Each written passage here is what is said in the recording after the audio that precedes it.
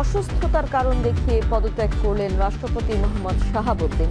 ভারপ্রাপ্ত রাষ্ট্রপতি হাফিজ উদ্দিন আহমেদ। সংবিধানের ৫৪ অনুচ্ছেদ অনুযায়ী আমি রাষ্ট্রপতির দায়িত্ব গ্রহণ করেছি। স্বৈরাচারের ছায়া সরে গেছে মন্তব্য জামায়াত আমিরের। গ্রেপ্তার দাবি এনসিপির। রাতে কাফরুলে দুর্বৃত্তের গুলিতে যুবদল কর্মী ইউসুফ নিহত, পথচারী সহ গুলিবিদ্ধ ২, অস্ত্রধারী একজন আটক, বাকিদের ধরতে অভিযানে পুলিশ।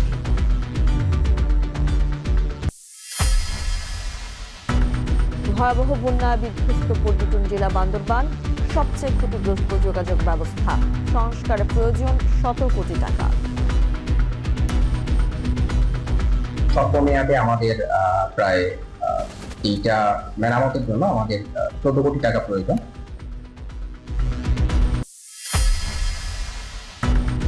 শিক্ষামন্ত্রীর পদত্যাগ বিষয়ে সময় চেয়েছে মোদী সরকার। সিজেপির সঙ্গে বিকেলে ফের বৈঠক, এনটিএর ৪৭ আধিকারিক অপসারণ।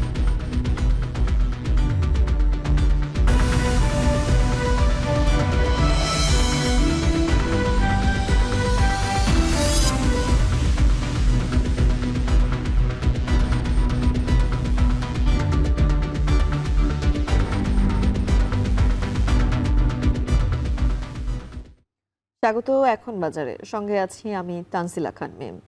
রাজধানীতে দুর্বৃত্তদের গুলিতে ইউসুফ আলী নামে যুবদলের এক কর্মী নিহত হয়েছেন। শুক্রবার রাত 11:30টার দিকে মিরপুর ১৩ নম্বরে এই ঘটনায় আরও ২ জন গুলিবিদ্ধ হন। দুর্বৃত্তদের ধাওয়া করে একজনকে ধরে পুলিশের কাছে সোপর্দ করেছে এলাকাবাসী। বাকিদের ধরতে অভিযান অব্যাহত রয়েছে বলে জানিয়েছে পুলিশ। বিস্তারিত জানাচ্ছেন সানিম মৃধা। ভাই ইউসুফ আলীকে হারিয়ে এভাবেই কান্নায় ভেঙে পড়েন ছোট ভাই মাসুদ। কথা ছিল শীঘ্রই বিয়ের পিঁড়িতে বসবেন বড় ভাই, তবে দুর্বৃত্তের গুলিতে তার এমন চলে যাওয়া কোনোভাবেই মানতে পারছেন না পরিবারের সদস্যরা। কারা কে ভাই মারছে আমি নাম বলতে পারতেছি না। এই সব লোক এখনো কেন প্রকাশ্যে এরকম গুলিবিদ্ধ করে? এখানে প্রকাশ্য ৩ জন মানুষের গুলি করছে, আর হয়তো আরও হইতে পারে। অনেকের মানুষের প্রতিনিয়তই মানুষ মারা যেতেছে। এটা আমি সুষ্ঠু বিচার চাই আর কি। প্রত্যক্ষদর্শীর ভাষ্য মতে শুক্রবার রাত 11:30টার দিকে কাফরুল এলাকার অপেক্স গার্মেন্টসের পাশে আড্ডা দিচ্ছিলেন ইউসুফ ও স্থানীয় যুবদলের নেতাকর্মীরা। তবে ৪ থেকে ৫ জন ব্যক্তির সন্দেহজনক হাঁটাচলা দেখে ডাক দিলে তাদেরকে লক্ষ্য করে গুলি ছোড়ে দুর্বৃত্তরা। সুবাই আবার একটারে হাত ধরছে যে দাঁড়া ভালোভাবে কথা বল, কারা তোরা। এমতো অবস্থায় আমরা ফুটেছিলাম, ও ইউসুফ বাড়ি থেকে একটু হসকে রাস্তায় নামে অস্ত্র বের করে গুলি করছে। ওর সাথে হয়তো আরো ৪-৫ জন ছিল ওরা। এর মধ্যে গুলি লাগায় ইউসুফ আলীকে গুরুতর অবস্থায় ঢাকা মেডিকেল কলেজ হাসপাতালে নেওয়া হলে চিকিৎসক তাকে মৃত ঘোষণা করেন। এই ঘটনায় ফুটপাতে কাপড় ব্যবসায়ী মনির হোসেন ও সবজি ব্যবসায়ী নালাম সর্দার নামে আরও ২ জন গুলিবিদ্ধ হন। টুলে বসা ছিল, তখন দেখে অনেক ক্যানজাম চলতেছে সাইডে, তখন আব্বু করতে গিয়ে বইসে কাঁচামাল বিক্রি করতেছে, আর একজন দেখতেছে নিতে আছে, তখন ওই মাল ব্যাগ দিতে আছে, তখনই এখানে বাম সাইডে আর কি গুলিটা লাগে। এদিকে গোলাগুলির ঘটনায় অস্ত্রধারী একজনকে আটক করে পুলিশে সোপর্দ করেছেন স্থানীয়রা, তবে তাৎক্ষণিকভাবে তার নাম পরিচয় জানা যায়নি। তবে এই ঘটনায় কে বা কারা জড়িত এ নিয়ে আনুষ্ঠানিকভাবে পুলিশ কিছু না জানালেও ঘটনার সঙ্গে জড়িতদের শনাক্ত ও আটকের চেষ্টা চলছে বলে জানিয়েছে কাফরুল থানা পুলিশ। সানিম মৃধা, এখন, ঢাকা। রাজধানীর মতিঝিলে মেট্রো রেল স্টেশনের নিচের সড়কে ছাতার ভেতরে লুকিয়ে রাখা একটি বোমা উদ্ধার করেছে পুলিশ। পরে সেটিকে নিষ্ক্রিয় করে ঢাকা মহানগর পুলিশের বম ডিসপোজাল ইউনিট। পুলিশ জানিয়েছে নিষ্ক্রিয় করা বোমাটি একটি পরিত্যক্ত ইম্প্রোভাইজড এক্সপ্লোসিভ ডিভাইস IIED সদৃশ বস্তু। ডিএমপির সূত্র বলছে, শুক্রবার সন্ধ্যা 7:30টার দিকে সড়কে ছাতার ভেতরে বোমাটি দেখতে পান এক পথচারী। খবর পেয়ে পুলিশ এলাকা ঘিরে রাখে, পরে বোমা নিষ্ক্রিয়করণ দল গিয়ে সেটি নিষ্ক্রিয় করে। এ সময় কিছুক্ষণ বন্ধ থাকে সড়কের যান চলাচল। এদিকে এই ঘটনায় ডিএমপি বিবৃতি জানিয়েছে, ছাতার ভেতর কে বা কারা বোমা রেখেছে তাদের শনাক্ত করতে কাজ করছে পুলিশ সহ বিভিন্ন সংস্থা। পদত্যাগ করলেন দেশের 22তম রাষ্ট্রপতি মোহাম্মদ শাহাবুদ্দিন। লিখিত পদত্যাগপত্রে শারীরিক নানা জটিলতার কথা উল্লেখ করেছেন তিনি। ভারপ্রাপ্ত রাষ্ট্রপতি হিসেবে দায়িত্ব নিয়েছেন স্পিকার হাফিজ উদ্দিন আহমেদ। আর স্পিকারের দায়িত্ব পালন করবেন ডেপুটি স্পিকার। এক সংবাদ সম্মেলনে স্পিকার জানান মোহাম্মদ শাহাবুদ্দিন আওয়ামী আমলে রাষ্ট্রপতি নির্বাচিত হলেও বর্তমান সরকারের প্রতি সবসময় সমর্থন জানিয়েছেন তিনি। আরও জানাচ্ছেন সাব্বির রোজ। শপথ করিতেছি যে দেশের রাজনৈতিক ইতিহাসে রেকর্ড 3 সরকারকে শপথ পড়ালেও মেয়াদ শেষ করতে পারেননি রাষ্ট্রপতি মোহাম্মদ শাহাবুদ্দিন চুপ্পু। মেয়াদ শেষের 1 বছর 9 মাস আগেই ছাড়লেন বঙ্গভবন। সরকারের প্রধানমন্ত্রী পদের কর্তব্য বিশ্বস্তার সহিত পালন করিব। শুক্রবার বিকেল 5টার দিকে স্বাস্থ্যগত কারণ দেখিয়ে পদত্যাগ করেন তিনি। মোহাম্মদ শাহাবুদ্দিন নানা সময়ে ছিল আলোচিত ও সমালোচিত। তার পদত্যাগপত্র গ্রহণ করেন ত্রয়োদশ জাতীয় সংসদের স্পিকার হাফিজউদ্দিন আহমেদ। পরে জাতীয় সংসদের শপথ কক্ষে সংবাদ সম্মেলনে হাফিজউদ্দিন আহমেদ জানান, সংবিধান অনুযায়ী ভারপ্রাপ্ত রাষ্ট্রপতি হিসেবে দায়িত্ব গ্রহণ করেছেন তিনি। মহামান্য রাষ্ট্রপতি জনাব মোহাম্মদ শাহাবুদ্দিন তার স্বাক্ষরযুক্ত পদত্যাগপত্র আমার নিকট পদত্যাগপত্র দাখিল করেছেন। ফলশ্রুতিতে সংবিধানের 54 অনুচ্ছেদ অনুযায়ী আমি রাষ্ট্রপতির দায়িত্ব গ্রহণ করেছি। তিনি বলেন, মোহাম্মদ শাহাবুদ্দিন মাফিয়া সরকারের আমলে নির্বাচিত হলেও জনগণের ভোটে নির্বাচিত বর্তমান সরকারের প্রতি শ্রদ্ধাশীল ছিলেন। তিনি মাফিয়া সরকারের আমলে নির্বাচিত হলেও বর্তমানে জনগণের ভোটে যে সরকার নির্বাচিত হয়েছে তার প্রতি তিনি সমর্থন এবং শ্রদ্ধা প্রকাশ করেছেন সবসময়। আমি তার মঙ্গল কামনা করি। স্পিকারের পদ শূন্য থাকায় ত্রয়োদশ জাতীয় সংসদের স্পিকারের দায়িত্ব পালন করবেন deputy speaker barrister Kaiser Kamal. Deputy speaker সাহেব তিনিও যখন ডেপুটি স্পিকার হিসেবে শপথ নেন, শপথের অংশে বর্ণিত থাকে যখন বলা হবে কোনো কারণে যখন স্পিকারের চেয়ার শূন্য থাকবে তখন ডেপুটি স্পিকার স্পিকারের পদের দায়িত্ব পালন করবেন।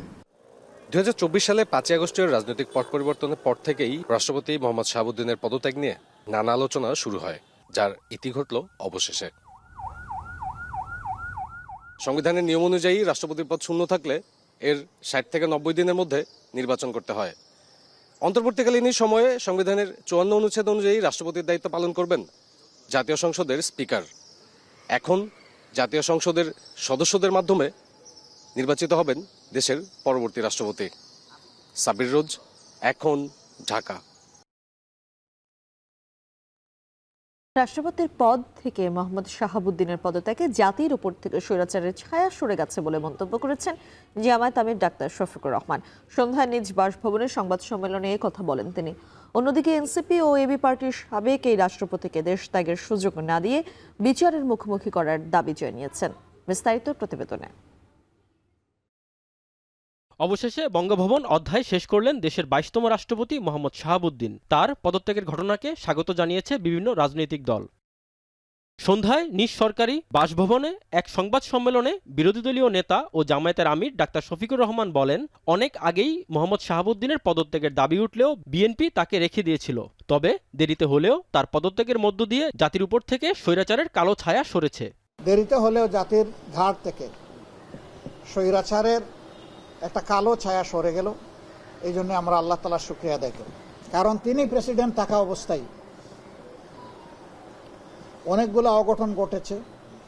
বিশেষ করে জুলাই রিভলিউশনে এতগুলো মানুষের জীবন গিয়েছে, কিন্তু রাষ্ট্রের সর্বোচ্চ অভিভাবক হিসাবে তিনি কোনো দায়িত্ব পালন করেন নাই। শুধু নীরবতা না, জনগণ মনে করে যে তিনি এই অপকর্মের মদতদাতাও ছিলেন। ভারপ্রাপ্ত রাষ্ট্রপতি হাফিজউদ্দিন আহমেদকে নিরপেক্ষভাবে দায়িত্ব পালন করার আহ্বান জানান জামায়াত আমির। আশা প্রকাশ করেন যেন পরবর্তী রাষ্ট্রপতি তোষামোদকারী কেউ না হন। আমরা তো প্রেসিডেন্টের মর্যাদায় প্রেসিডেন্টকে দেখতে চাই, কোনো তোষামোদকারী দেখতে চাই না। এবং আমরা যে রিফর্মের কথা বলছি সেই তোষামোদের জায়গাটাকেই শেষ করে দেওয়ার জন্য বলছি। আমরা বলছি যার যার জায়গায় সবাই সম্মানিত এবং দায়িত্বপ্রাপ্ত, তারা অন্য কারো কাছে মাথা নত করে কোনো দায়িত্ব পালন করবেন না। এদিকে নেত্রকোনায় সাংবাদিকদের নাহিদ ইসলাম বলেন, ফ্যাসিস্টের দোসর শাহাবুদ্দিনকে অসুস্থতার নামে সেফ এক্সিট দেয়া যাবে না। শারীরিক অসুস্থতার নামে বা কোনো ধরনের অজুহাতে এই ফ্যাসিস্টের দোসর রাষ্ট্রপতি চুপ্পুকে কোনো ধরনের সেফ এক্সিট বা বিদেশ যাতে পড়াতে না পারে সেই জন্য সজাগ দৃষ্টি রাখতে হবে এবং সরকারকে অনতিবিলম্বে এই ফ্যাসিস্টের দোসর রাষ্ট্রপতিকে গ্রেফতার করতে হবে। সন্ধ্যায় রাজধানীতে এক সংবাদ সম্মেলনে এনসিপির সদস্য সচিব আক্তার হোসেন বলেন, সদ্য পদত্যাগী রাষ্ট্রপতিকে বিচারের আওতায় না আনা গেলে আইনের উপর আস্থা হারাবে জনগণ। আর দলটির মুখ্য সমন্বয়ক নাসিরউদ্দিন পাটোয়ারি অবিলম্বে মোহাম্মদ শাহাবুদ্দিনকে গ্রেফতারের দাবি জানান। এই শাহাবুদ্দিন চুপ্পু যদি সুযোগ পায় তাহলে এখনো এই ফেসিবাদকে বাংলাদেশে ফিরিয়ে নিয়ে আসার জন্য সব ধরনের সুযোগ এবং সব ধরনের কার্যক্রমের সাথে সে নিজেকে সম্পৃক্ত রাখবে। এ কারণে এই শাহাবুদ্দিন চুপ্পু তিনি শুধু পদত্যাগ করেছেন রাষ্ট্রপতির পদ থেকে, এটাই যথেষ্ট নয়। আমরা আজকের এই সংবাদ সম্মেলন থেকে সরকারের কাছে আমরা দাবি জানাচ্ছি যে অবিলম্বে এই শাহাবুদ্দিন চুপ্পুকে গ্রেফতার করতে হবে এবং বিচারের আওতায় নিয়ে আসতে হবে। রাষ্ট্রপতি পদত্যাগ করেছে ভালো কথা, কিন্তু রাষ্ট্রপতিকে গ্রেফতার করতে হবে। তো এটাতে বিএনপি যদি তাকে কোনো স্কিপ পয়েন্ট দিতে চায় যে ঠিক আছে পদত্যাগ করেছে এখন বিদেশে পাঠিয়ে দেওয়া হবে বা কোনো কিছু, তাহলে এটা বুমেরাং হবে বিএনপির জন্য। তবে আমরা রাজপথে থাকব, আমরা রাষ্ট্রপতির যাতে তাকে গ্রেপ্তার করা হয় সেই বিষয়টি নিশ্চিত করার জন্য ইনশাআল্লাহ রাজপথে থাকব। অন্যদিকে মোহাম্মদ শাহাবুদ্দিনের বিরুদ্ধে থাকা অভিযোগ নিষ্পত্তি না হওয়া পর্যন্ত তাকে দেশত্যাগ করতে না দেওয়ার আহ্বান জানিয়েছেন এবি পার্টির সাধারণ সম্পাদক ব্যারিস্টার ফুয়াদ। তাকে অব্যাহতি দিলেও তাকে কোনোভাবে যেন দেশ ত্যাগের সুযোগ দেয়া না হয়। রাজীব হোসেন, এখন, ঢাকা। এদিকে রাষ্ট্রপতি তার পদত্যাগপত্রে অসুস্থতার কারণ উল্লেখ করলেও বিষয়টিকে রাজনৈতিক হিসেবেই দেখছেন বিশ্লেষকরা। পাশাপাশি স্পিকার ভারপ্রাপ্ত রাষ্ট্রপতির দায়িত্ব নেয়ার রাজনৈতিক অস্থিরতার সুযোগ দেখছেন না তারা। আরো জানাচ্ছেন হোসেন জাহিদ। রাষ্ট্রীয় পদক্রমের সর্বোচ্চ পদ রাষ্ট্রপতি। কার্যত আইনিভাবে এই পদে কখনো শূন্যতা আসে না। দায়িত্বে থাকা রাষ্ট্রপতি পদত্যাগ করলে কিংবা মারা গেলে এই আসনে কে বসবেন সেই ব্যাখ্যা স্পষ্ট উল্লেখ আছে সংবিধানে। অনুচ্ছেদ ৫৪ এবং ১২৩-এর ২ অনুযায়ী রাষ্ট্রপতি পদ শূন্য না থাকার কারণে রাজনৈতিক অস্থিরতা তৈরি হবে না বলে মনে করছেন আইন বিশ্লেষকরা। রাষ্ট্রপতি যেদিন পদত্যাগ করছেন বা যেদিন তার পদ শূন্য হয়ে যাচ্ছে সেদিন থেকে ৯০ দিনের মধ্যে নতুন রাষ্ট্রপতি নির্বাচিত হবেন। তো এক্ষেত্রে কোনো সাংবিধানিকের কোনো শূন্যতা বা কোনো ভ্যাকামেন্ট সৃষ্টি হচ্ছে না, রাজনৈতিক কোনো অস্থিরতারও সৃষ্টি হওয়ার কোনো কারণ নেই। এদিকে সদ্য সাবেক রাষ্ট্রপতি মোহাম্মদ শাহাবুদ্দিন তার পদত্যাগপত্রে অসুস্থতাকে কারণ হিসেবে উল্লেখ করলেও বিষয়টিকে রাজনৈতিক হিসেবেই দেখছেন বিশ্লেষকরা। শেখ হাসিনার বাংলাদেশে ফেরার যে একটা বড় ধরনের উনি বলছেন উনি ফিরবেন এই ডিসেম্বরের মধ্যে, তখন আসলে নিজস্ব লোক প্রেসিডেন্ট থাকাটা বিএনপির জন্য হয়তো জরুরি। এর পাশাপাশি রয়েছে নির্বাচনের পরবর্তী নির্বাচনের আগে, যদি এর আগেই ওনার মেয়াদ শেষ হয়ে যেত, কিন্তু তারপর আমার কাছে মনে হচ্ছে রাজনৈতিক হিসেব নিকেশে এখন রাষ্ট্রপতি সরানোটা বিএনপির জন্য খুব অপরিহার্য হয়ে পড়েছিল। আপাতত স্পিকার অস্থায়ী রাষ্ট্রপতি দায়িত্ব পালন করলেও সংবিধান অনুযায়ী পরবর্তী ৯০ দিনের মধ্যে রাষ্ট্রপতি নির্বাচনের বাধ্যবাধকতা আছে। হোসেন জাহিদ, এখন, ঢাকা। ৩ বছর ৩ মাস দায়িত্ব পালনকালে ৩ সরকার প্রধানকে শপথ পড়ানো রাষ্ট্রপতি মোহাম্মদ শাহাবুদ্দিন মেয়াদ শেষ হবার আগেই পদত্যাগ করলেন যিনি। বর্ণিল বলা না গেলেও নাটকীয়, ঘটনাবহুল, নিয়োগের চমক থেকে শুরু যে যাত্রার আলোচিত সমালোচিত সেই অধ্যায়ের সমাপ্তি হলো অসুস্থতার কারণ দেখিয়ে পদত্যাগের মধ্য দিয়ে। দর্শক, সদ্য সাবেক হওয়া এই রাষ্ট্রপতির পথ চলার চুম্বক অংশ তুলে ধরার চেষ্টা করছি একটি প্রতিবেদনের মধ্য দিয়ে। এই পাবনার এই সন্তানের মাথায় এই দায়িত্বটা পড়বে এ তো আমার কল্পনার বাইরে। আমি তো কিংকর্তব্য বিমূঢ়।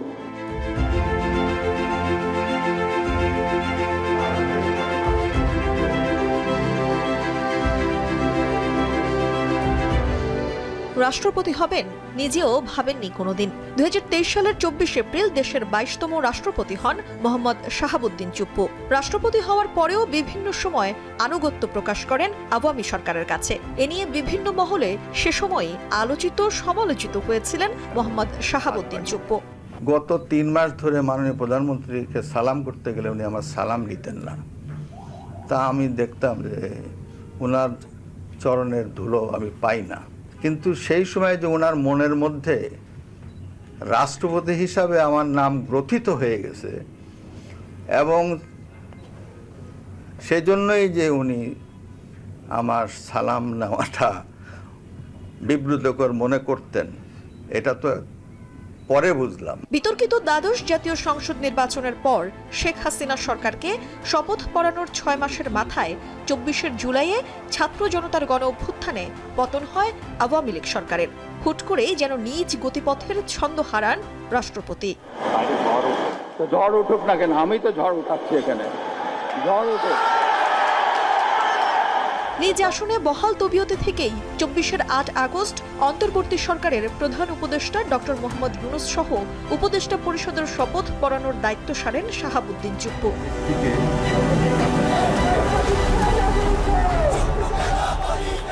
রাষ্ট্রপতির পদত্যাগের দাবিতে 22 অক্টোবর থেকেই ভিন্ন ভিন্ন ব্যানারে শাহবাগ ও বঙ্গভবনের সামনের সড়কে অবস্থান নেন বিক্ষোভকারীরা। সমর্থন আসে বিভিন্ন সংগঠন ও শিক্ষার্থীদেরও। বারবার গুঞ্জন ওঠে রাষ্ট্রপতি পদত্যাগের। এছাড়াও তিনি ভালো নেই বা তার ভালো লাগে না বলেও জানিয়েছিলেন দেশবাসীকে। বিভিন্ন সময় মানুষের কাছে ভুল বার্তা ও রাষ্ট্রপতিকে অপসারণের মতো খবরে অপমানিত বোধ করেছেন বহুবার। নির্বাচন হয়ে গেলে দায়িত্ব ছেড়ে দেওয়ার জন্য মানসিকভাবে প্রস্তুতিও নিয়ে রেখেছিলেন আগেভাগেই। সকলের প্রতি আইন অনুযায়ী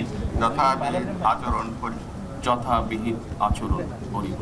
চলতি বছরের 17 ফেব্রুয়ারি দেশের 11তম প্রধানমন্ত্রী তারেক রহমানকে শপথ পড়ানোর পর আবারও প্রশ্ন ওঠে শাহাবুদ্দিন চুপ্পুকে নিয়ে। বিএনপি ক্ষমতাসীন অবস্থায় কতদিন দায়িত্বে থাকবেন আওয়ামী লীগ আমলের রাষ্ট্রপতি মোহাম্মদ শাহাবুদ্দিন? যাদের অসামান্য ত্যাগের মাধ্যমে বাংলাদেশ ফ্যাসিবাদ মুক্ত হয়ে গণতন্ত্রের পথে যাত্রা শুরু করেছে, সকলকে জানাই আমার আন্তরিক শ্রদ্ধা। এমন প্রশ্নের বেড়াজালে হুট করেই তাকে নিয়ে নানা চক্রান্ত চলছে। গণমাধ্যমে এমন বক্তব্য দিয়ে আবারও আলোচনা সমালোচনার জন্ম দেন তিনি। দেশের শান্তি শৃঙ্খলা চিরতর ধ্বংস করার এবং সাংবিধানিক শূন্যতা সৃষ্টি করার অনেক পায়তারা হয়েছে বলেও মন্তব্য করেছিলেন রাষ্ট্রপতি।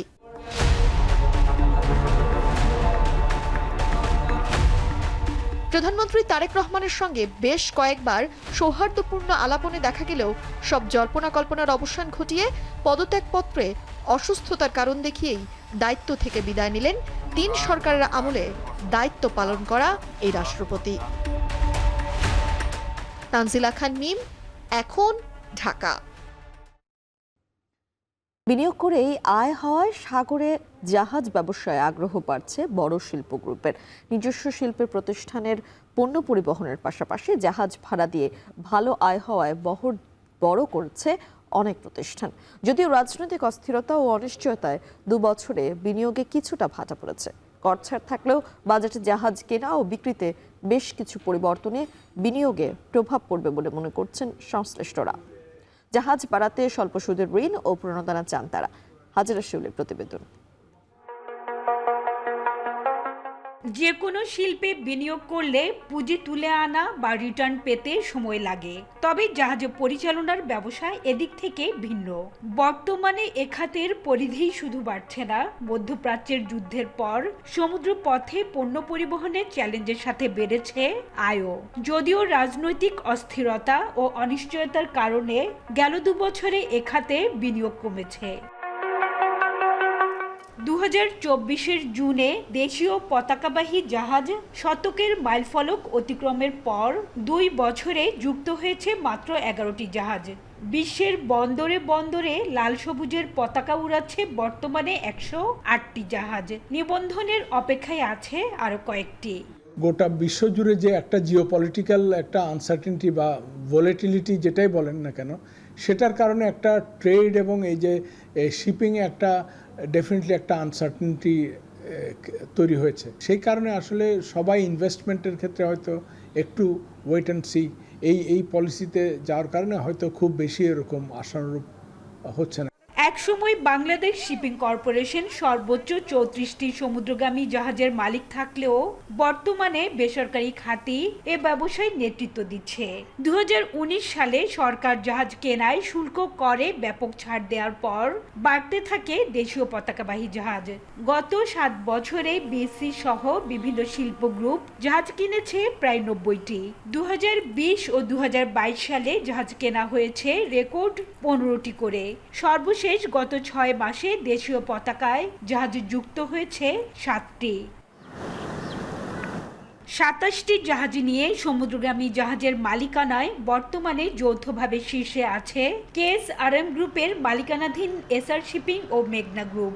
11টি জাহাজ নিয়ে দ্বিতীয় অবস্থানে আছে আকিজ গ্রুপ, 8টি জাহাজ নিয়ে HR শিপিং তৃতীয় ও 7টি জাহাজ নিয়ে যৌথভাবে চতুর্থ অবস্থানে আছে BSC ও ভ্যানগার্ড। যদিও সার্ভেয়ারের উচ্চ সুপারভিশন ফি ও বাংলাদেশি নাবিকদের ভিসা প্রাপ্তিতে জটিলতা দেশীয় পতাকায় জাহাজ ক্রয় ও পরিচালনায় অন্যতম বাধা বলে মনে করেন সংশ্লিষ্টরা। আমরা যেটা চ্যালেঞ্জিং এখন করতেছি, বিভিন্ন দেশে আমাদের ভিসা সমস্যার কারণে আমাদের এখন অনেক জায়গায় ট্রেড করতে আমাদের সমস্যা হচ্ছে। তো যার ফলে আমরা সরকারের কাছে, যদি আইনগতভাবে এটা লেখা ছিল কিন্তু এটা কোনো ক্লিয়ার কোনো ইন্ডিকেশন ছিল না যে কত পার্সেন্ট কীভাবে নেওয়া হবে।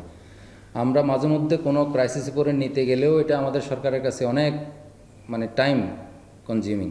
শতক ছড়ালেও অভ্যন্তরীণ চাহিদা পূরণে দেশীয় জাহাজ এখনও পর্যাপ্ত নয়। ফলে প্রতি বছর জাহাজ ভাড়া বাবদ 10 থেকে 12 বিলিয়ন ডলার চলে যাচ্ছে দেশের বাইরে। দেশি পতাকায় জাহাজ ক্রয়ে উৎসাহী করতে স্বল্প সুদে ঋণ ও প্রণোদনা দেওয়ার আহ্বান সংশ্লিষ্টদের।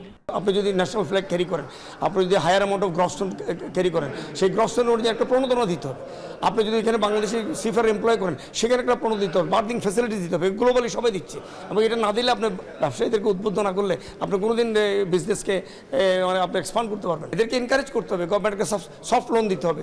একটা লোন ধরেন আপনি 15 বা 20 বছরের জন্য আপনি দিলেন, 3% ইন্টারেস্ট দেন, ব্যবসায়ীরা সবাই এটা অ্যাভেল করবে। সমুদ্রগামী জাহাজ ব্যবসায় মোট বিনিয়োগ প্রায় 17,000 কোটি টাকা। যদিও আইন কানুনে শিথিলতা ও কর দিতে না হওয়ায় পানামা ও বারমুডা সহ অন্যান্য দেশের পতাকায় আছে বাংলাদেশি ব্যবসায়ীদের অন্তত 30 থেকে 35টি জাহাজ। হাজরা শিউলি, এখন চট্টগ্রাম। ভয়াবহ বন্যার পানি নেমে গেলেও বান্দরবানে রয়ে গেছে ধ্বংসযজ্ঞের চিহ্ন।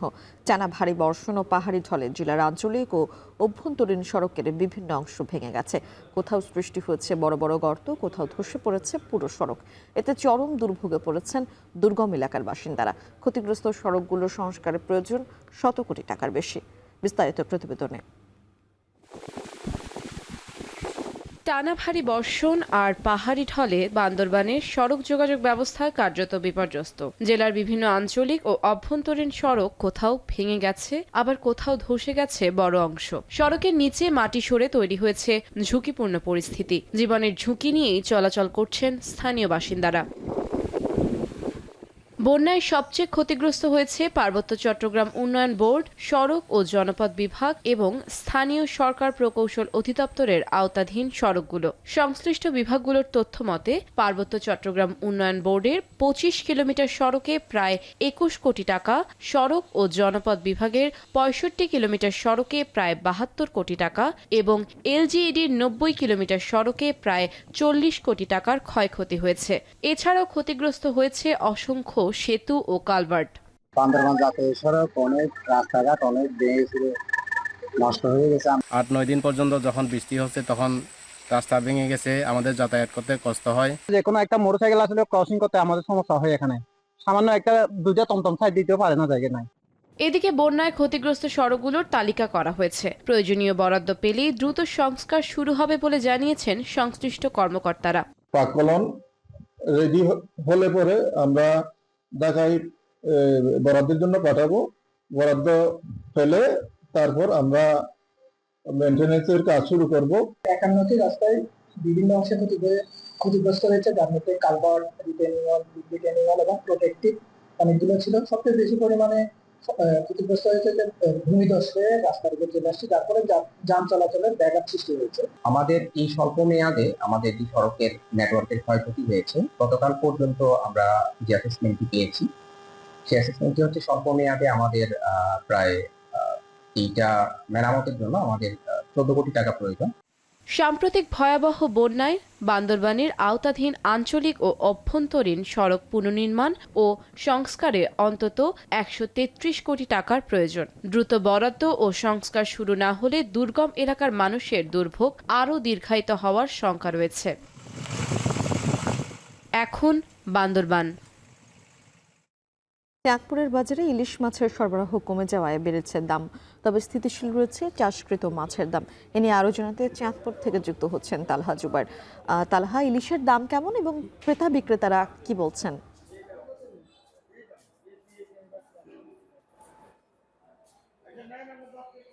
মিম, আসলে ইলিশের দাম যে জানতে চাচ্ছেন তা কিন্তু বছর জুড়ে যে ইলিশের ঊর্ধ্বগতি দামের যে প্রভাবটা কিন্তু এখনো বজায় রয়েছে, বরঞ্চ গেল সপ্তাহের তুলনায় কিন্তু ইলিশের দাম আরো বেড়েছে। ইলিশ খাওয়ার যে একটা প্রবণতা ছিল তা কিন্তু মানুষজন এখন ভুলতে চলেছে। বিশেষ করে ইলিশ বলা চলে যে এখন একটা যে পণ্য হিসেবে দাঁড়িয়েছে। আসলে ইলিশ কিন্তু এখন সব মানুষের পাতে যাচ্ছে না। এখন ইলিশ কিন্তু আসলে একটা উচ্চমূল্যের পণ্যই কিন্তু হয়েছে, যার কারণে নিম্নবিত্ত কিংবা মধ্যবিত্ত মানুষ রয়েছে তারা কিন্তু আসলে ইলিশের দেখা কিন্তু পাচ্ছে না, বা বাজারগুলোতে কিন্তু ইলিশ নেই বললেই চলে। আমি এখন যে বাজারে দাঁড়িয়ে আছি, ওয়ারলেস বাজার শহরের একটি অন্যতম প্রসিদ্ধ বাজার। আমি বাজার ঘুরে দেখলাম, সেই ক্ষেত্রে আসলে গুটি কয়েক ব্যবসায়ীর কাছে কিন্তু ইলিশ দেখতে পেয়েছি, এবং যা ইলিশ রয়েছে তাও কিন্তু চাঁদপুরের যে স্থানীয় পদ্মা মেঘনার ইলিশ নয়। মূলত দক্ষিণাঞ্চলের সন্দ্বীপ, হাতিয়া কিংবা ভোলা, বরিশাল এই অঞ্চল থেকে নিয়ে আসা ইলিশ কিন্তু এই বাজারে পাওয়া যাচ্ছে, এবং দামও কিন্তু অনেক বেশি দাম কিন্তু চাচ্ছেন যারা ব্যবসায়ী রয়েছেন। আজকের বাজারে ইলিশ বিক্রি করা হচ্ছে 400 কিংবা 450 গ্রাম ওজনের ইলিশ 1400 থেকে 1450 টাকা দরে বিক্রি করা হচ্ছে। তাছাড়া ছোট সাইজের যে ইলিশ রয়েছে 4টা কিংবা 5টা কেজি, সেই ধরনের ইলিশও কিন্তু 1000 টাকার উপরে বিক্রি করা হচ্ছে কেজি প্রতি, এবং এর বড় ইলিশ কিন্তু আমি বাজারে দেখতে পাইনি। তাছাড়া এখনকার যে বাজারগুলোতে রয়েছে অন্যান্য বাজারে কিন্তু একই চিত্র কিন্তু দেখতে পাচ্ছি। তবে স্বস্তির বিষয় হচ্ছে গিয়ে চাষকৃত যে মাছ আছে তা স্থিতিশীল রয়েছে দামে। বিশেষ করে কার্প জাতীয় মাছ, রুই, কাতল, মৃগেল তা গেল সপ্তাহে যা ছিল এখনো কিন্তু সেই দামে বিক্রি করা হচ্ছে। তেলাপিয়া মাছের কেজি প্রতি 180 থেকে 250 টাকা দরে বিক্রি করা হচ্ছে। তাছাড়া চাষকৃত কই 200 টাকা, শিং 400 টাকা দরে বিক্রি করা হচ্ছে। তবে নদীর যে চিংড়ি মাছ তা কিন্তু বেশ চড়া মূল্যে বিক্রি করা হচ্ছে। 1000 থেকে 1400 টাকা দরে কিন্তু প্রকার ভেদে চিংড়ি মাছ বিক্রি করা হচ্ছে, এবং নদীর অন্যান্য বেলে কিংবা পোয়া এই জাতীয় মাছও কিন্তু আসলে বেশ চড়া দামে বিক্রি হচ্ছে। তো সবকিছু মিলিয়ে মিম এই ছিল আমার কাছে চাঁদপুর থেকে মাছ বাজারের সবশেষ। চাঁদপুর থেকে মাছের দরদাম সম্পর্কে জানাচ্ছিলেন তালহা জুবাইর। কেন্দ্রীয় শিক্ষামন্ত্রীর পদত্যাগের ব্যাপারে সিদ্ধান্ত নিতে ককরোচ জনতা পার্টির কাছ থেকে সময় চেয়েছে ভারত সরকার। বিকেলে এই ইস্যুতে সিজিপির প্রতিনিধিদের সঙ্গে তৃতীয় দফায় আলোচনায় বসবেন কেন্দ্রীয় মন্ত্রী জেপি নাড্ডা। এদিকে দিল্লিতে আন্দোলনের জেরে অপসারণ করা হচ্ছে ভারতের জাতীয় পরীক্ষা সংস্থার 47 আধিকারিককে। এদিকে চলমান সংকট সমাধানে মূল্যবান পরামর্শ দেয় নতুন এক ভিডিও বার্তায় তরুণদের ধন্যবাদ জানিয়েছেন মোদি। সতীর্থ কর্মকার জানাবেন বিস্তারিত। আবারও মধ্যরাতে সেলফি ক্যামেরা ভিডিও নিয়ে হাজির হলেন ভারতের প্রধানমন্ত্রী নরেন্দ্র মোদী। জানিয়েছেন, বৃহস্পতিবারের ভিডিও বার্তার পর মূল্যবান পরামর্শ এসেছে তরুণ তরুণীদের পক্ষ থেকে, এজন্য তাদের প্রতি কৃতজ্ঞতাও প্রকাশ করেছেন মোদী। এর আগে বৃহস্পতিবার রাতের ভিডিও বার্তার পর ইনস্টাগ্রামে প্রায় 10 লাখ নতুন ফলোয়ার পেয়েছেন ভারতীয় প্রধানমন্ত্রী। ভিডিও বার্তাটি দেখা হয়েছে 27 কোটি 10 লক্ষ বার। हमारा नाता और अधिक सक्रियता से जुड़ता रहेगा। তবে অধিকার কর্মী সোনম ওয়াংচুক অনশন ভাঙার পর ককরোচ জনতা পার্টির সঙ্গে আপোষ নীতিতেই হাঁটছে ভারত সরকার। সিজেপির দাবি অনুযায়ী নিরপেক্ষ ভেন্যু নয়াদিল্লির প্যাটেল হাউসের কনস্টিটিউশন ক্লাবে কেন্দ্রীয় মন্ত্রীদের উপস্থিতিতে অনুষ্ঠিত হয়েছে বৈঠক। 2 ঘণ্টা বৈঠকের পর সিজেপি প্রতিনিধিরা শিক্ষামন্ত্রীর পদত্যাগ সহ 3টি দাবি ও পরীক্ষা সংস্কার সংক্রান্ত 5টি পরামর্শ দিয়েছেন। বিপরীতে ধর্মেন্দ্র প্রধানকে অপসারণের ব্যাপারে সিদ্ধান্ত নিতে শনিবার পর্যন্ত সময় চেয়েছে ভারত সরকার। শনিবার বিকেলে ককরোচ জনতা পার্টির প্রতিনিধিদের সঙ্গে আরও একবার আলোচনায় বসবেন কেন্দ্রীয় মন্ত্রী জেপি নাড্ডা, যার উপস্থিতিতেই অনশন ভাঙেন সোনম ওয়াংচুক। তবে এখনো কাটেনি ধোঁয়াশা। ভারতীয় গণমাধ্যম এনডিটিভির খবর, কেন্দ্রীয় শিক্ষামন্ত্রীর পদত্যাগ নিয়ে এখনই কিছু ভাবছে না ভারত সরকার। আরও চাঞ্চল্যকর তথ্য, সিজেপি এই ইস্যুতে আন্দোলন চালিয়ে গেলেও পরিস্থিতি নিয়ন্ত্রণে কেন্দ্রীয় সরকারের ভিন্ন পরিকল্পনাও আছে। এর আগে বৃহস্পতিবার মধ্যরাতের ফেসবুক ভিডিও বার্তায় ফাস্ট ট্র্যাক আদালত গঠন করে প্রশ্ন ফাঁসে জড়িতদের কঠোর শাস্তি দেওয়ার জন্য খসড়া বিল তৈরির ঘোষণা দেন মোদি। এর পরপরই অনশন ভাঙেন সোনম ওয়াংচুক। পাশাপাশি মোদির ঘোষণার পর প্রশ্ন ফাঁসে 10 বছরের জেল ও 10 কোটি রুপি জরিমানার বিধান রেখে খসড়া বিলে অনুমোদন দিয়েছে মন্ত্রিসভা, যা শিগগিরই আইনে পরিণত হবে। পাশাপাশি মেডিকেল প্রবেশিকা পরীক্ষা, নিটের ধারাবাহিক ভুল ত্রুটি ও অনিয়ম অবিলম্বে বন্ধ করতে কেন্দ্রকে নির্দেশ দিয়েছেন ভারতের সুপ্রিম কোর্ট। পরীক্ষা পদ্ধতি সম্পূর্ণভাবে অনলাইনে অর্থাৎ কম্পিউটার ভিত্তিক রূপান্তরের পরিকল্পনা এবং পরীক্ষার্থীদের তথ্যের সুরক্ষা কিভাবে নিশ্চিত করা হবে সে বিষয়ে কেন্দ্রের কাছে বিস্তারিত জানতেও চেয়েছেন শীর্ষ আদালত। এদিকে দিল্লিতে নিরাপত্তাজনিত কারণে টানা তৃতীয় দিনের মতো 17টি মেট্রো স্টেশন বন্ধ রেখেছে কর্তৃপক্ষ। কবে নাগাদ এই পরিষেবা চালু হবে সে বিষয়ে কিছু জানা যায়নি। সতীর্থ কর্মকার, এখন বিশ্ব। প্রশ্ন ফাঁস শিশুকে ঘিরে ককরোচ জনতা পার্টি বা সিজেপির নেতৃত্বে হওয়া বিক্ষোভে সমর্থন জানিয়ে টানা 26 দিনের অনশন ভাঙার পর বিতর্কের মুখে পড়েছেন সমাজকর্মী সোনম ওয়াংচুক। এমনকি কেউ কেউ প্রশ্ন করছে কেন অনশন ভাঙলেন তিনি। এবার তার জবাবে শুক্রবার ইনস্টাগ্রামে সমর্থক ও সমালোচকদের উদ্দেশ্যে এক ভিডিও বার্তা দিলেন ওয়াংচুক। এ সময় তিনি দুঃখ প্রকাশ করে বলেন, শারীরিক শক্তি যা ছিল তা নিয়ে শেষ পর্যন্ত অনশন চালিয়েছিলেন, এতে তার শরীরে বিরূপ প্রভাব পড়ছে। তবে 26 দিন অনশনের পর এখন তাকে আন্দোলনকারীদের বিষয়ে আন্তরিকতা প্রমাণের দরকার আছে কিনা সে বিষয়ে প্রশ্ন তোলেন ওয়াংচুক। নতুন মার্কিন পদক্ষেপে সর্বনিম্ন 10% শুল্কের তালিকায় বাংলাদেশ আছে। 3 বছর মেয়াদী TRQ তালিকাভুক্তির সম্ভাবনাও। এতে তৈরি পোশাক রপ্তানি খাতে রপ্তানি বিশ্ববাজারে প্রতিদ্বন্দ্বীদের তুলনায় খানিকটা বাড়তি সুবিধা পাবে ঢাকা। তবে শর্ত হিসেবে যুক্তরাষ্ট্র থেকে কাঁচামাল আমদানিতে গুনতে হতে পারে বাড়তি খরচ। বিস্তারিত জানাচ্ছেন নুজহাত কামাল। 60 বাণিজ্যিক অংশীদারের ওপর ওয়াশিংটনের আরোপিত নতুন শুল্কের আওতায় মার্কিন আমদানির 99% বেশি পণ্য, বাদ শুধু তেল, গ্যাস, সার ও নির্দিষ্ট কিছু খাদ্যপণ্য। গেল ফেব্রুয়ারিতে সুপ্রিম কোর্টের সিদ্ধান্তে আগের শুল্ক বাতিল হয়ে যাওয়ার পর ট্রাম্প প্রশাসন নতুন করে বাণিজ্য যুদ্ধ শুরু করল শুক্রবার ঘোষিত 10 থেকে 12.5% শুল্ক আরোপের মাধ্যমে। এরই মধ্যে কার্যকর হয়েছে এ শুল্ক। বাণিজ্যে জোরপূর্বক শ্রম ঠেকাতে ব্যর্থতার অভিযোগে এই শুল্ক আরোপ, যদিও অভিযোগ প্রত্যাখ্যান করেছে সব দেশ। যুক্তরাষ্ট্রের নতুন শুল্ক বড় আঘাত রপ্তানি খাতে বাংলাদেশের শীর্ষে থাকা তৈরি পোশাক শিল্পের ওপর। যদিও স্বস্তির খবর, নতুন মার্কিন পদক্ষেপে প্রতিবেশীদের সাথে সর্বনিম্ন 10% শুল্কের তালিকায় বাংলাদেশ। একই সঙ্গে চীন, ভিয়েতনাম ও থাইল্যান্ড সহ প্রধান পোশাক রপ্তানিকারক প্রতিদ্বন্দ্বীদের তুলনায় বিশ্বে, বিশেষ করে যুক্তরাষ্ট্রের বাজারে প্রতিযোগিতায় এগিয়ে যাওয়ারও সুযোগ পেল ঢাকা। এদিকে বাংলাদেশ, কম্বোডিয়া, ইন্দোনেশিয়া ও মালয়েশিয়ার জন্য একটি 3 বছর মেয়াদী ট্যারিফ রেট কোটা বা TRQ প্রতিষ্ঠার বিবেচনা করছে ওয়াশিংটন। এর আওতায় তৈরি পোশাক প্রস্তুতে উপকরণ হিসেবে আমদানিকৃত মার্কিন তুলা ও বস্ত্র ব্যবহার করলে উৎপাদিত পণ্যের ওপর শুল্ক মওকুফের সুবিধা পাবে উৎপাদনকারী দেশগুলো। এতে যুক্তরাষ্ট্রের বাজারে বাংলাদেশের রপ্তানি বাড়বে বলে আশ্বস্ত করা হচ্ছে, যদিও এতে বাড়বে কাঁচামালের আমদানি খরচও। বাংলাদেশে স্থানীয়ভাবে চাষকৃত তুলায় তৈরি পোশাক বা RMG খাতে মোট চাহিদার 2% পূরণ হয় না।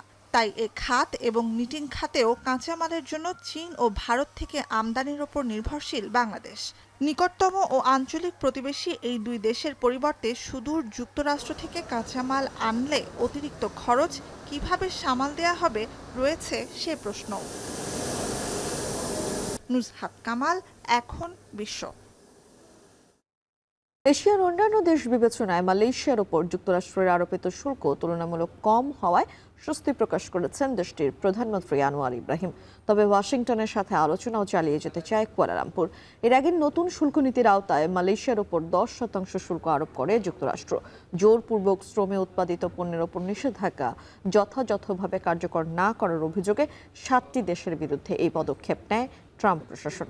মালয়েশিয়া থেকে আরো জানাবেন শাহরিয়ার তারিক। মার্কিন বাণিজ্য প্রতিনিধি দপ্তর USTR এর ঘোষণা অনুযায়ী বাংলাদেশ, মালয়েশিয়া, কম্বোডিয়া ও ইন্দোনেশিয়ার উপর 10% এবং অন্যান্য অধিকাংশ দেশের উপর 12.5% শুল্ক আরোপ করা হয়েছে। জোরপূর্বক শ্রমবিরতি নিষেধাজ্ঞা কার্যকরে ব্যর্থতার অভিযোগে 7টি দেশের বিরুদ্ধে এই পদক্ষেপ নিয়েছে ট্রাম্প প্রশাসন। মালয়েশিয়ার প্রধানমন্ত্রী জানান, জাতীয় স্বার্থ সুরক্ষায় ও শুল্ক কমানোর লক্ষ্যে যুক্তরাষ্ট্রের সঙ্গে আলোচনা চালিয়ে যাবে তার প্রশাসন। শুল্কের হার তুলনামূলক কম হওয়ায় স্বস্তির কথাও জানিয়েছেন তিনি। Meneruskan dan kalau kita ada beberapa aspek tak puas hati kita akan bangkitkan lagi. Tapi sekurang-kurangnya sekarang ini kita rasa lega kerana tarifnya relatif rendah. এদিকে ইউএসটিআর জানিয়েছে যুক্তরাষ্ট্র থেকে তুলা ও টেক্সটাইল কাঁচামাল বেশি আমদানিতে উৎসাহ দিতে মালয়েশিয়াকে ভবিষ্যতে ট্যারিফ রেট কোটার আওতায় বিবেচনা করা হতে পারে। নতুন এই শুল্ক নীতি মালয়েশিয়ার রপ্তানি, বিশেষ করে টেক্সটাইল ও উৎপাদন খাতের উপর কী প্রভাব ফেলবে তা এখন নির্ভর করছে ওয়াশিংটন ও কুয়ালালামপুরের চলমান আলোচনার ফলাফলের উপর। শাহরিয়ার তারেক, এখন মালয়েশিয়া। ক্রমে ভয়াবহ হয়ে উঠেছে ইউরোপের দাবানল। এরই মধ্যে স্পেনের রাজধানী মাদ্রিদের দাবানল দমকল বাহিনীর নিয়ন্ত্রণের বাইরে চলে গেছে বলে সতর্ক করেছে কর্তৃপক্ষ। এমন পরিস্থিতিতে নিরাপদে সরিয়ে নেওয়া হয়েছে 30,000 মানুষকে। দেশব্যাপী জরুরি অবস্থা ঘোষণা করেছে স্পেন সরকার। মূলত অতিরিক্ত তাপমাত্রা, বাতাস ও রাজধানী পশ্চিমে 3টি আগুন একীভূত হওয়ায় এই ভয়াবহ পরিস্থিতি তৈরি হয়েছে বললেন মাদ্রিদের আঞ্চলিক প্রেসিডেন্ট ইসাবেল দিয়াজ। এছাড়া স্থানীয় কর্মকর্তারাও জানিয়েছে শক্তিশালী এই দাবানলটি রাজধানী থেকে প্রায় 50 কিলোমিটার দূরে অবস্থিত দুটি পৌরসভার দিকে এগিয়ে যাচ্ছে। এদিকে দক্ষিণ পশ্চিম ফ্রান্সের আরও 2 অঞ্চলে দাবানল ছড়িয়ে পড়ায় নিরাপদে সরিয়ে নেওয়া হয়েছে 1,10,000-এরও বেশি বাসিন্দাকে। শুষ্ক মৌসুমে অনাবৃষ্টি ও খরার কারণে তীব্র সুপেয় পানির সংকটে ইন্দোনেশিয়ার বান্তিন প্রদেশের বিভিন্ন অঞ্চল। নদী, ঝর্ণা সহ পানির প্রাকৃতিক উৎসগুলো শুকিয়ে যাওয়ায় দুর্গম পাহাড়ি পথ পাড়ি দিয়ে পানি সংগ্রহ করছেন বাসিন্দারা। শুষ্ক এই মৌসুমে পানির বিকল্প উৎস নির্ধারণে কর্তৃপক্ষের সহায়তা চান তারা। আর আবহাওয়াবিদদের শঙ্কা, এল নিনোর কারণে দীর্ঘায়িত হবে খরা পরিস্থিতি। আরও জানাচ্ছেন অর্ণব প্রসাদ। ভৌগোলিক অবস্থান ও টেকটনিক প্লেটের সংযোগস্থলে থাকার কারণে বিশ্বের দুর্যোগপ্রবণ দেশগুলোর একটি ইন্দোনেশিয়া। আকস্মিক বন্যা, সুনামি, ভূমিধসের মতো ঘটনায় প্রাণহানি ও ক্ষয়ক্ষতির জন্য প্রায়ই সংবাদের শিরোনামে থাকে এশিয়ার দেশটি। এবার শুষ্ক মৌসুমে অনাবৃষ্টি ও খরার কারণে তীব্র সুপেয় পানি সংকটে ইন্দোনেশিয়ার বান্তেন প্রদেশের বিভিন্ন অঞ্চল। শুকিয়ে গেছে নদী, পাহাড়ি ঝর্ণা সহ পানির প্রায় সব প্রাকৃতিক উৎস। জীবন বাঁচাতে প্রয়োজনীয় পানি সংগ্রহের জন্য বোতল হাতে দুর্গম পথ পাড়ি দিচ্ছেন বাসিন্দারা। পানির সংকট কিছুটা লাঘবে পাহাড়ের গায়ে তৈরি করা হয়েছে বাঁশের নল। সেখানে ঘন্টার পর ঘন্টা অপেক্ষার পর যতটুকু পানি মিলছে তাই দিয়ে দিনের প্রয়োজনীয় কাজ সারছেন বাসিন্দারা। এমনকি পানি বন্টন প্রক্রিয়াকে সুষ্ঠু করতে গঠন করা হয়েছে কমিটিও। Kalau musim kemarau ini kita dibagi, satu kampung itu kita dibagi 12 orang. Untuk sekarang ini satu orang itu kebagian 8 galon ini gitu. তবে বাসিন্দাদের শঙ্কা, শুষ্ক মৌসুম যত দীর্ঘায়িত হবে পানির উৎস ঝর্ণা আরো সংকুচিত হবে, সংকট আরো বাড়বে। এ কারণে শুষ্ক মৌসুমে বিকল্প পানির উৎস নির্ধারণ ও পানি সংরক্ষণের অবকাঠামো নির্মাণে সরকারের সহায়তা চান ভুক্তভোগীরা। Kalau kemaraunya panjang, pengennya mah ada bantuan aja gitu. Lumayan. Iya.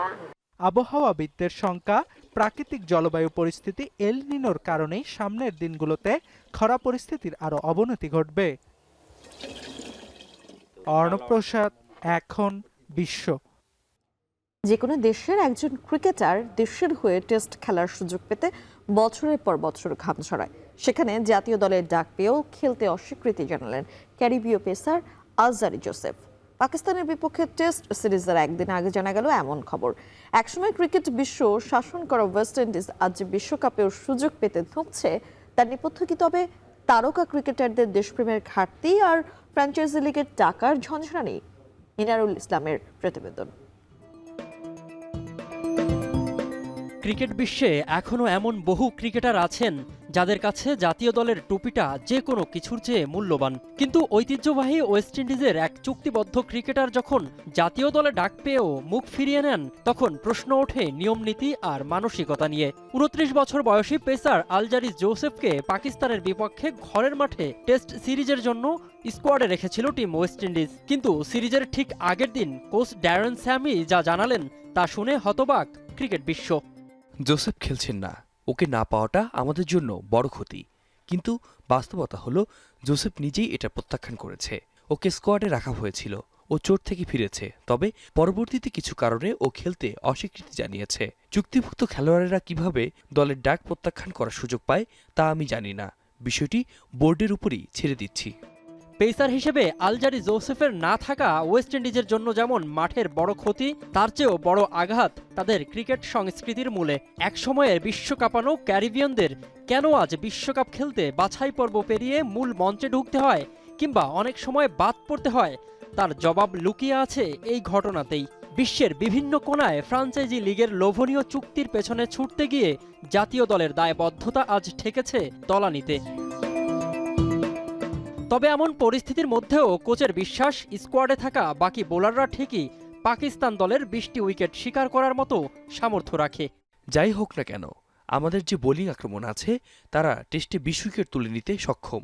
Australia ও নিউজিল্যান্ড সিরিজে আমরা বল হাতে সমকক্ষ লড়াই করেছি। শ্রীলঙ্কা সিরিজে ব্যাটাররা বড় রান পেয়েছে। ব্যাটাররা রান করলেও আমাদের এই বোলিং লাইন আপ নিয়েই ম্যাচ জেতা সম্ভব।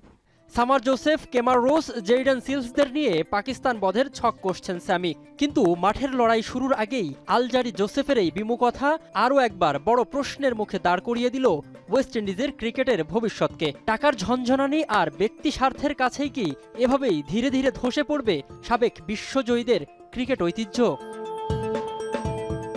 মিনারুল ইসলাম, এখন। জার্মানি জাতীয় ফুটবল দলের নতুন প্রধান কোচ হিসেবে আনুষ্ঠানিকভাবে দায়িত্ব পেলেন ইয়র্গেন ক্লপ। 2030 বিশ্বকাপ পর্যন্ত দলটির সাথে চুক্তি করেছেন 59 বছর বয়সী এই জার্মান কোচ। মাহফুজ আহমেদের প্রতিবেদন।